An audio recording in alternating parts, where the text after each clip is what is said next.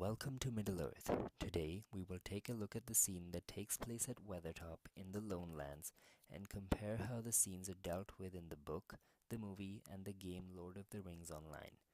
During our discussions in class, we discovered that with the development of new forms of media, literature can now be interpreted and portrayed in many different ways. And this particular scene from the Lord of the Rings is a great example of how scenes from books can be portrayed in different ways. So in the movie, Frodo, Sam, Merry and Pippin start their journey from Bree's South Gate towards Rivendell with Strider through the Midgewater marshes. They stop to rest at Weathertop during their long and eventful journey. In the book, they travel to Weathertop in hopes to find Gandalf during their journey. However, the game follows a slightly different path, and gamers arrive at the Weathertop by traveling from Bree through the Forsaken Inn. While we do see many differences between the game, the book, and the movie, the game does a very good job of creating a similar mood and setting for the scene as described in the book. The book sets a theme of suspense and fear surrounding the scene, and the game and the movie do the same, although in different ways. In the game, we play during the night, and we can see that it is raining and it's windy. In the book, Mary said that it had a rather barrow whitish look, and the movie portrays the Weathertop in low lighting with dark clouds in the background. As you can see, each of these scenes portray the same feeling in very different ways. Lord of the Rings Online takes a different approach to the plot.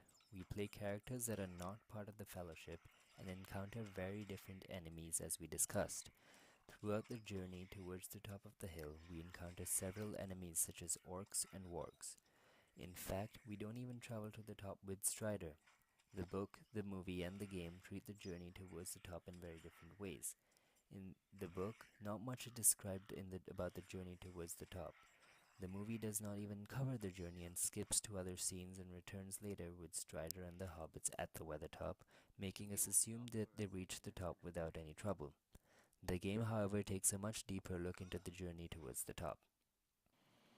We meet Candaith, a ranger who has set up camp at the foothills of Weathertop. After meeting him, we are presented a set of quests, most of which involve the gamer attacking orc camps on and around Weathertop. While in both the book and the movie we don't encounter any orcs or other enemies on the journey towards the top, the book does mention that some orcs were seen from the Weathertop. The quest begins with Candaith asking to be protected on the journey towards the top of the Weathertop. Throughout the quest, the theme of fear and suspense is continued in various ways. One, as we discussed, was the weather and the setting. Another technique that the game implements is dialogue by both Candaith and our enemies who are planning to attack us. As you can see, Candaith tells us to be ready for anything, indicating that danger may lie ahead, and not knowing exactly what might come next greatly helps build suspense. That being said, one parallel I saw between the game and the movie was when the characters separate and travel on different paths. For example, in the movie, Strider leaves the hobbits with weapons and goes to explore the surroundings. The fact that Strider gives the hobbits weapons is a great indication that they will most likely face some danger, as we can see in this scene. These are for you. Keep them close. I'm going to have a look around. Stay here.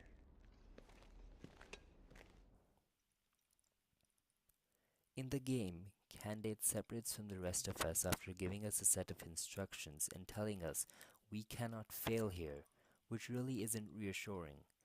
Both of these help to put emphasis on the theme of fear. As we reach the top of the hill, the gameplay becomes very intense.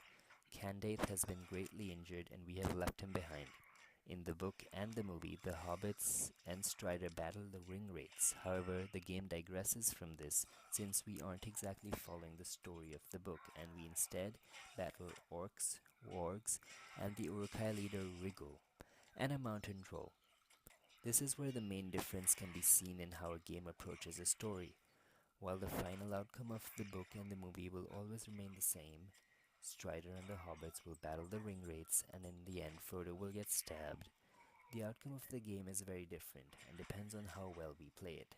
It is very possible to die in this game, which would change the way the story progresses. although we do have the opportunity to respawn.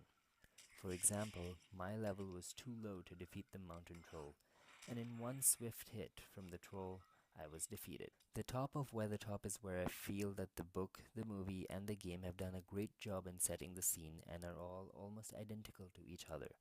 The book describes the Weathertop as the following. On the top they found, as Strider had said, a wide ring of ancient stonework, now crumbling or covered with age-long grass, but in the center a cairn of broken stones had been piled. They were blackened as if with fire. As you can see, the movie and the book have nearly identical scenes for the Weathertop.